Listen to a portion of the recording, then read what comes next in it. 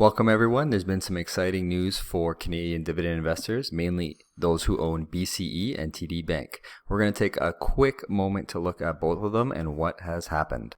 We can see a quick spike up in Bell stock around 3% from $46 and change up to $49 and change. However, there has been a decline since then, and the reason for that jump up is Bell has sold its stake in MLSE. Bell was a major shareholder in MLSE. For those of you who don't know, it's Maple Leaf Sports and Entertainment. They own the Marlies, the Leafs, the Raptors, TFC, and I believe the Argos. So a bunch of these teams have won championships.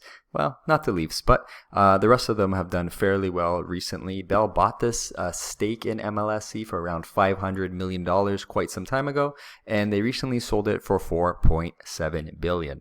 So it's been a pretty good rate of return for them. They've done extremely well on this. Bell actually sold their stake to one of their rivals, which is Rogers. Rogers Communication has now bought Bell out. So Bell sold their stake, and there was a reason for this. The reason is debt.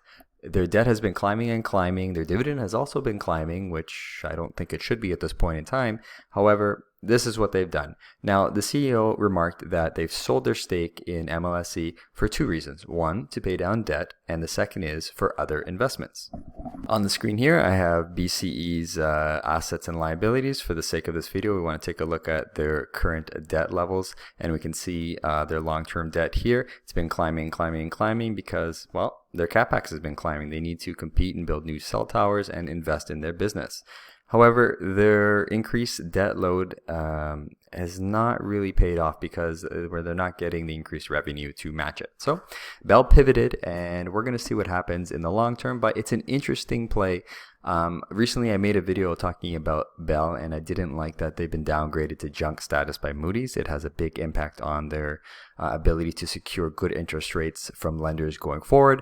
So this is them doing something. So I appreciate that. We're going to see if this tree bears some fruit. Now I just want to touch on TD Bank stock. You can see there's been a jump here from, well, it's not been a huge jump, but the stock has been doing much better recently.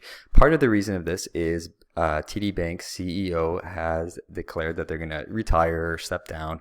Either way, they're walking away, and I said on a video quite some time ago that this CEO has damaged this company, this brand, this bank, and if he were to step down, the stock would jump up a bit. So here we go. We're getting closer to the $90 per share range. This is a great bank that has had some missteps. They've been very unfortunate because I love this bank.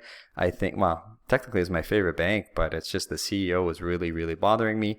It was just blunder after blunder with this person. So definitely some good news if you're a shareholder of TD. The Bell news, it depends what kind of opinion you have on the sale, because, you know, they were receiving income from MLSE. Now they're not going to in the future, but they have money to make new investments. So if you believe on management's ability to get a good rate of return, you're probably going to like it. Anyways, guys, thanks for watching. See you next time.